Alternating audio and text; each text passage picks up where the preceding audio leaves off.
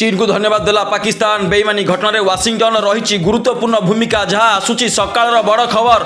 चीन को धन्यवाद देला पाकिस्तान युद्ध विरति कहवा परे आक्रमण करुछि पाकिस्तान। गोटे पटे युद्धरु विरति नहीं अन्य पटे करिछि आक्रमण।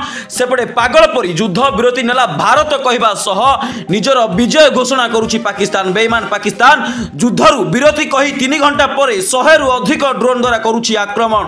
आउ सेपटे अस्त्र विरति को विजय कही बाउला हेउचंती पाकिस्तान प्रधानमंत्री शहबाज शरीफ। बेईमानी करबा परे राति रे पाकिस्तान सेना नौसेना एवं सशस्त्र बाहिनी अधिकारी मानकू जणाइले अभिनंदन। यह पाकिस्तान विजय बोली कले घोषणा। अन्यपटे कहले चीन यही साहाय्य करिथिबारु आमे आमर अत्यंत प्रिय बंधु चीन को देउछु धन्यवाद। केवल सेतिक नुहे पाकिस्तान प्रधानमंत्री शहबाज शरीफ बेईमानी घटना रे वाशिंगटन एक गुरुत्वपूर्ण भूमिका रही बोली देइछंती सूचना। जहाँ आसुची सकाळ बड़ खबर। चीन को धन्यवाद देवा सह बेईमानी घटना रे वाशिंगटन रही गुरुत्वपूर्ण भूमिका बोली कहिसंती पाकिस्तान प्रधानमंत्री शहबाज शरीफ।